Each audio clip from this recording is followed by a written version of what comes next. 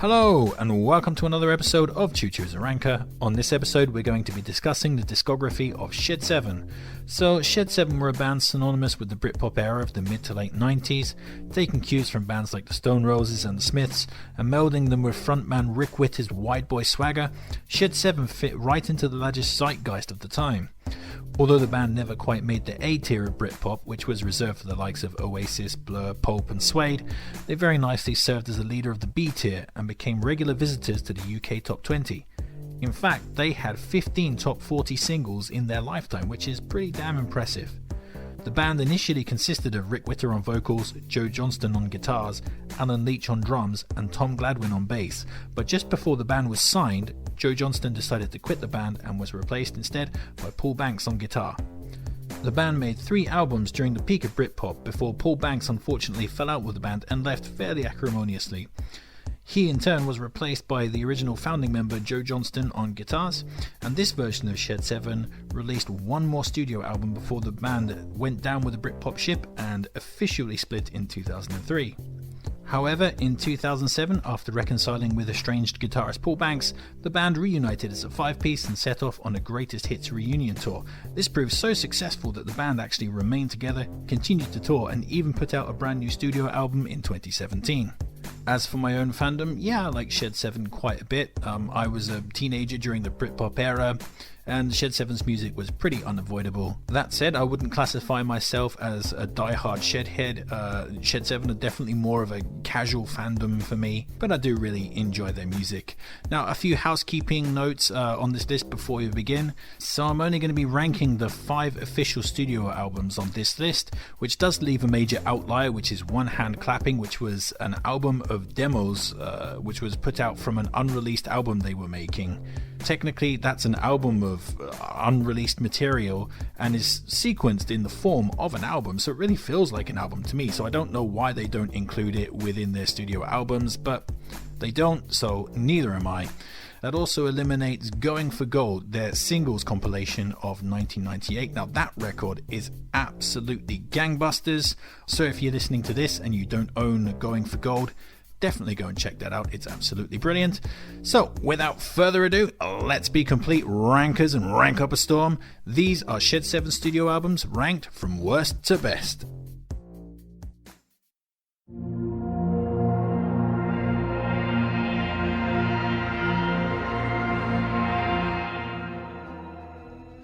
So we're going to be kicking off this list with Let It Ride, which was the band's 3rd album from 1998. So yeah, this is easily the band's most inconsistent LP. I wouldn't say that this is a bad album, as there are definitely too many good songs on it. This album has 11 tracks and over half of them are great, but the record certainly has issues. First up is the production, which really works against the album. It's just too thick. It feels like there are way too many overdubs here. The mixing desks must have been totally maxed out, and not in a good way. And this is compounded by the fact that the guitarist and vocalist seem to be competing to fill the most space on the album. Each of them are trying to fill every nook and cranny on this album, often cancelling out each other's melodies. It leaves a lot of the album feeling overcluttered and overcooked. They just aren't working together in harmony on this LP. This leaves tracks like Halfway Home and Drink Your Love sounding a bit of a stodgy mess. But the high points are really high, as I've already said. The opening track, Return, just absolutely fantastic guitar riff from Paul Banks there, some of his best of all time. Let It Ride is, well, yeah, like I said, a bit overcooked, but it's saved by some really strong melodies. The Heroes, a great single, it's very proggish, it's kind of experimental and really kind of epic. Devil in Your Shoes is an excellent bluesy ballad. She Left Me on Friday is just this classic slice of party-starting indie disco. A great single. Stand Up and Be Counted has some nice kind of power punk energy on it. You even have Chasing Rainbows on this album, tucked away late on the record. And that's kind of a sore point actually, because Chasing Rainbows just doesn't feel like it belongs on this album. Chasing Rainbows was the band's biggest hit, at least their biggest selling hit. I think Going for Gold was the one that charted the highest, but this was their biggest selling single. A real classic slice of Britpop. I absolutely love the track. It's one of my favourite Britpop songs of all time. Yeah, it was recorded 2 years before this album. It just feels like the record company kind of insisted that they put it on this album. It just doesn't feel like it belongs here. But, you know, you can't really argue about the song itself. The song is an all-time classic. So yeah, ultimately, this album is flawed, but it's still a nostalgic and very worthwhile addition to Shed 7's discography.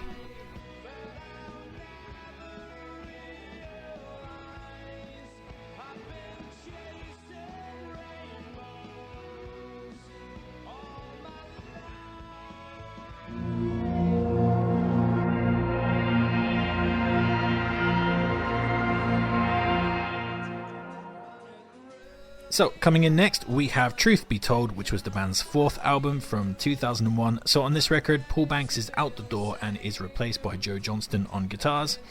And yeah, I think they're reining back a lot of the excess from the previous record, Let It Ride, which was also the previous album on this list.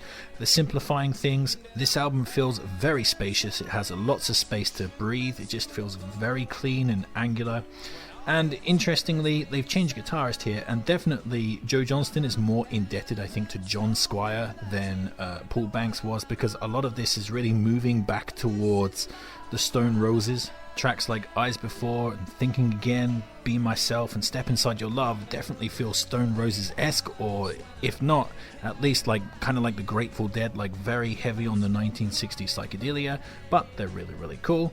And there are plenty of other good tracks on this as well. Feathers has a great stuttering kind of blues guitar on it, I really like that. Laughter Lines is obviously stealing from Radiohead's No Surprises, but hey, if you're gonna steal from the best.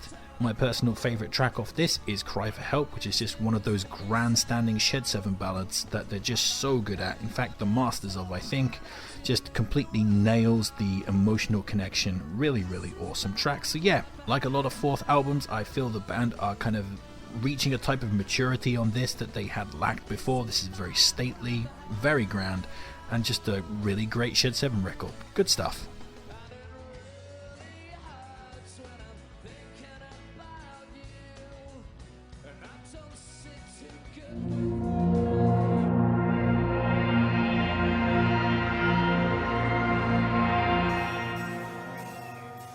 Coming in next, we have Instant Pleasures, which was the band's most recent album and also fifth album from 2017. This is the one that came after the reunion.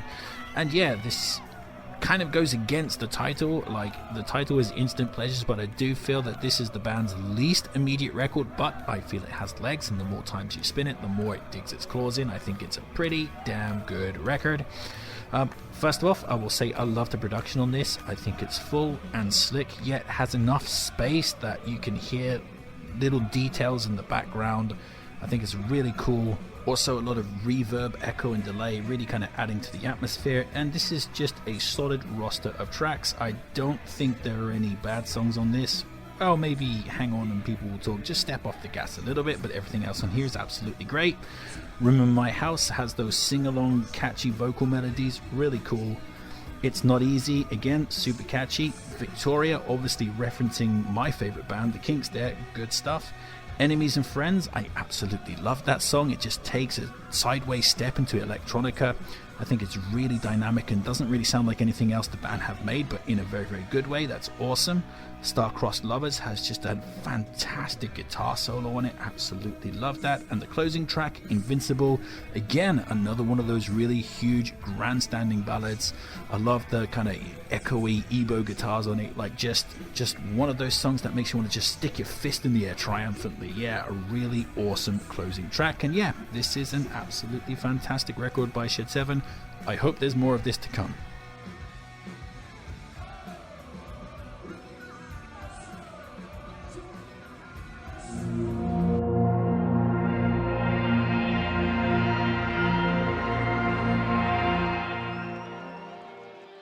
Coming in next, we have A Maximum High, which was the band's second album from 1996 and also the band's biggest selling album. It sold, I think, like 250,000 copies in the UK alone, so it's not exactly a slouch in the sales department. Has a whole bunch of hit singles on this, and yeah, this is just a super nostalgic record that immediately takes me back to being a teenager.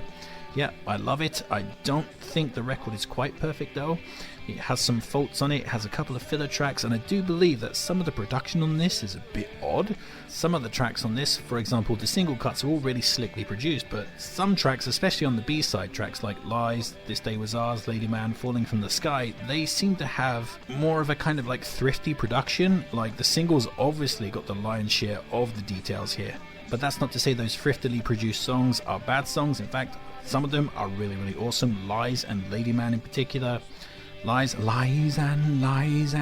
super catchy, and Lady Man sounds exactly like the Smiths. Yeah, so plenty of other good tracks on this as well. The opening track, Getting Better, just does that kind of grinding, definitely maybe type of Oasis distortion stuff really well. Magic Streets is kind of a mashup of the Smiths and the Stone Roses. I really love that kind of atmospheric break that the song has. Where Have You Been Tonight, a really stomping, catchy single. Going for Gold, love those arpeggiated guitars on that, and that was the band's only top 10 single. It's absolutely magnificent, great trumpet work on it as well. On Standby, again, a grandstanding ballad, super catchy, really wonderful. And Bully Boy is just a 3-minute slice of pristine Britpop. So yeah, plenty of absolutely fantastic tracks on this. Not everything quite hits the grade though. I think Out By My Side is a little bit of a throwaway folk number. And the closing track, Parallel Lines, to be honest, I feel is quite bloated. But at least it does have a kind of pseudo sense of epicness, so I can understand how some people can really get into that song, but it's just not my thing. But yeah, ultimately, this is just a super nostalgic, awesome slice of Britpop, and also one of the best albums of 1996. Great, great stuff by Shed 7 here.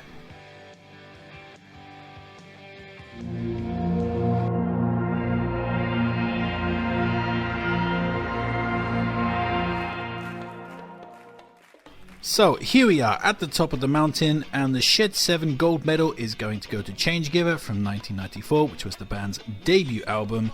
And yeah, whilst the previous albums on this list, were really great, but occasionally had some faults, this one, Changegiver, is pretty much perfect start to finish. I love every single track off of this. I think it's absolutely fantastic and a classic of the Britpop era.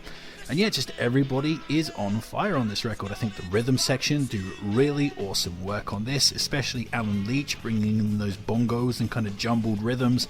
Really awesome stuff. Vocalist Rick Witter is also on fine form on this album. He's singing in kind of a lower register here, which is a bit of an odd change, but I kind of dig it.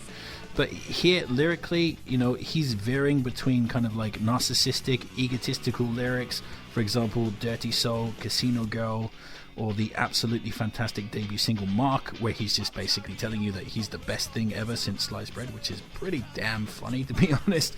But he juxtaposes that by being emotionally salient on tracks like Long Time Dead, Head in Hands, and Missing Out, and Ocean Pie. Yeah, just a really cool and memorable vocal performance from Rick Witter. And of course, Paul Banks just is all over this record with just awesome guitar work. He just absolutely drips gold, from the arpeggiated like misery of Missing Out, the epic guitar mastery of On an Island With You, the closing track, absolutely fantastic stuff. The arpeggiated sort of spiraling guitars of Stars in Their Eyes.